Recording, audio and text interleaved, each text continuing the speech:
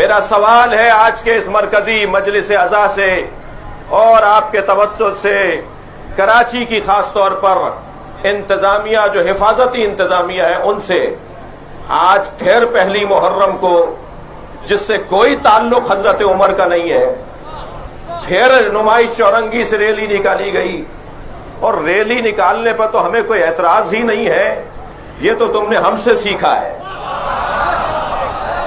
بحث یہ نہیں ہے کہ ریلی نہیں نکلنی چاہیے، کیوں نہیں نکلنی چاہیے؟ جب شیعہ نکال سکتے ہیں تو کوئی اور بھی نکال سکتا ہے۔ یہ پاکستان ہے، یہاں شہریوں کو ان کو شہری حقوق حاصل ہیں۔ بحث ریلی کے نکالنے پر نہیں ہے، بحث یہ ہے کہ کس نے آغاز کیا ہے فرقہ واریت کا۔ آج تکفیری نعرے لگائے گئے، آج کافر کافر کے نعرے لگائے گئے، اور آج وہاں لگی ہوئی سبیل اسے متاثر کرنے کی کوشش کی گئی۔ میں صرف اتنا کہتا ہوا آگے بڑھوں گا کہ جن کے پاس دلیل نہیں ہوتی ان کے پاس گالیاں ہوتی ہیں۔ اگر تمہارے پاس ہمت ہے تو آ کر بات کرو، ویسے ہی تمہارے دن گنے جا چکے ہیں۔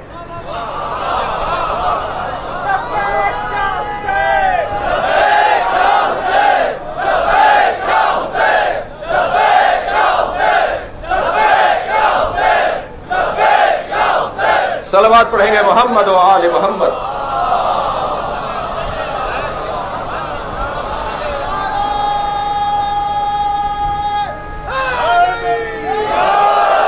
وہ منو مٹی میں دبا پڑا ہے کہ جو جلوسوں کو بند کرنے کی آرزو رکھتا تھا۔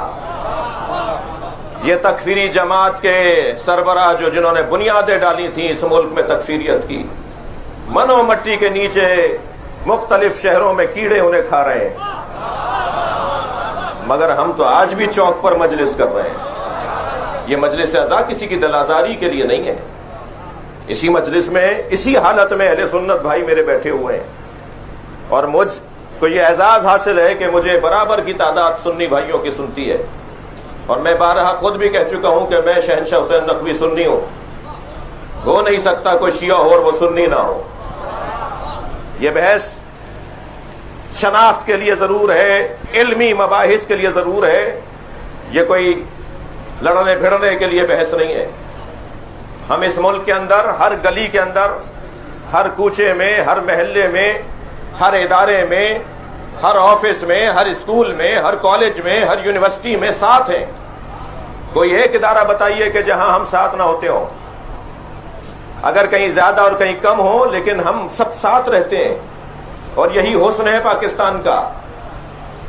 یہاں رشتہ داریاں ہیں، تعلقات ہیں، واسطے ہیں، دوستیاں ہیں۔ ہم یہاں سنی شیعہ کا مسئلہ پہلے بھی نہیں تھا۔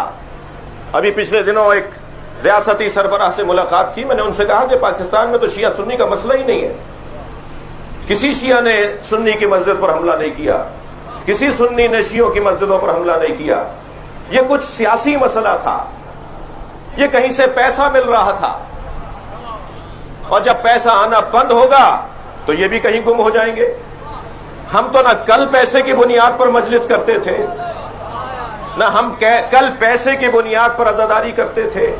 مرمرے بانٹنے والے لوگ، بتاشے تقسیم کرنے والے لوگ، نختیوں پر مجلس مکمل کر دینے والے لوگ، فرش پر بیٹھ کر حسین کا ذکر کرنے کی عادت رکھنے والے لوگ، ہم تو ان کے ماننے والے ہیں جو زمانے کو مڑ کر نہیں دیکھتے ہیں، موڑ کر دیکھتے ہیں۔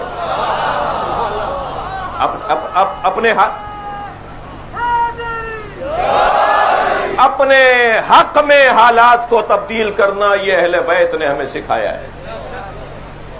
مادیت کی بنیاد پر، پیسے کی بنیاد پر، دولت کی بنیاد پر، حکومتوں کی ٹیک پر کبھی بھی امام حسین کی عزاداری آگے نہیں بڑھی ہے۔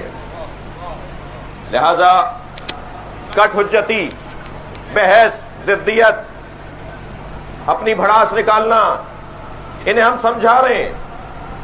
ہمارا کچھ نہیں بگڑ رہا، ہمارا تو فائدہ ہو رہا ہے۔ انہوں نے بہت اپنا نقصان کیا ہے، مزید ہمارا نقصان نہیں کریں گے، اپنا ہی نقصان کریں گے۔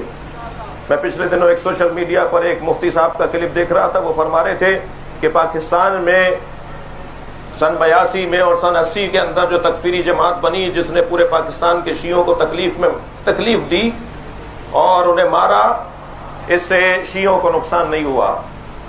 بلکہ خود ہمارے بھائیوں کو نقصان ہوا. وہ اپنے مجمع سے کہہ رہے تھے اب سے 40 سال پہلے آسٹریلیا میں امام بارگاہ نہیں تھے, امریکہ میں 50 سال پہلے امام بارگاہ نہیں تھے, 40 سال پہلے کینیڈا میں امام بارگاہ نہیں تھے. تم نے یہاں اتنا ہمیں مارا کہ ہم پوری دنیا میں پھیل گئے, اور اب امام حسین کا ذکر کون سا ملک ہے جہاں نہیں ہو رہا. تو ہمیں سمجھنے کے لیے تو بہت زیادہ توجہ کی ضرورت ہے. تو میں مذمت کروں گا, اور شہری حفاظتی انتظامیہ کے لیے ایک سوال چھوڑ رہا ہوں کہ انہوں نے آپ کو غفلت میں رکھا یا آپ نے انہیں اجازت دی تھی؟ یہ دونوں سوال آپ کے ذہن میں رہیں.